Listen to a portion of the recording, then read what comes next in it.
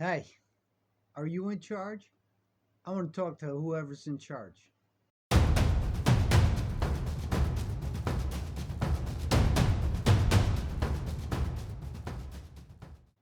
Well, hello, lovely people. It's Adam, the crippled cannabis cowboy. How to be a better leader, or stronger, or get better. I really don't know. I'm going to shoot from the hip, see where it goes. This is just coming from having a company and having a leadership role in the martial arts coaching industry. I would have to say, number one, don't ever ask someone to do something that you wouldn't do yourself. That one I can't really take credit for. A good friend of mine, Mike, said that to me back in the day. And I worked for him at that time, I think. But I did apply that in many ways through my life in coaching, in being a leader, and pretty much everything. Don't ever ask someone to do something you wouldn't do yourself. Next one that pops to my head is never cut off your ability to learn more. Who cares what people think? Who cares what they say? Go find out. I've literally seen people say no to someone who wanted to be a pro and they became a pro.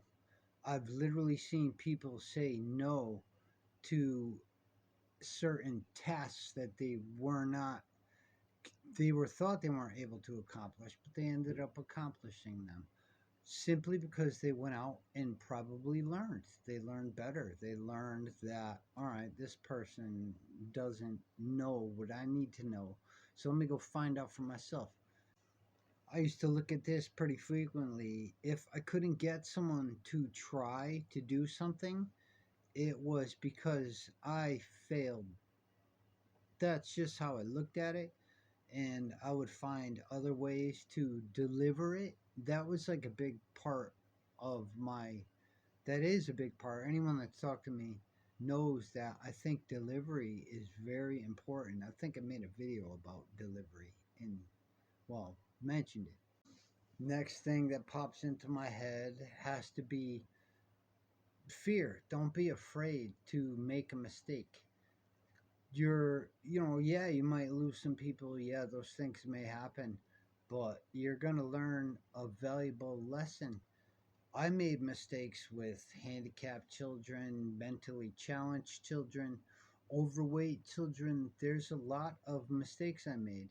And it's because I learned from those mistakes that I was able to continue. Positive reinforcement. That's a touchy subject for me. I do believe it's necessary, but I think it's overused. If you didn't do an awesome job, or I don't think you did a good job, I'm not going to tell you. It's just how I am. You could get mad if you want to, but I'm just not one of those people.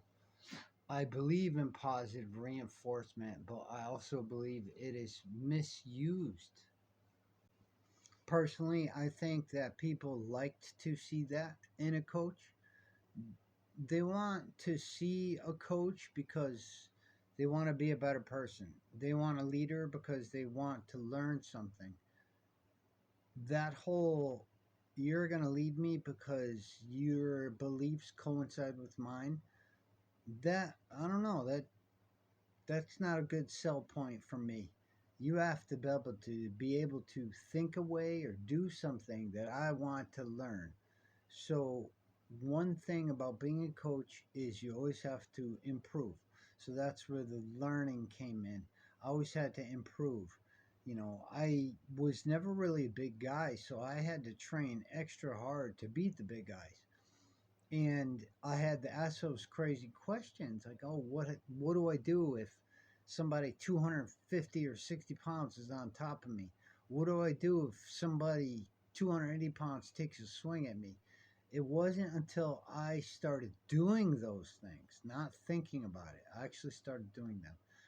There are consequences, there are dividends to pay. So it's a toss up. Thanks for watching my video on being a better leader. I shot from the hip the whole time, so I really don't know if any of those things are written in stone, but apparently they're in my brain because I could barely think sometimes, and these are the things that I just rambled about.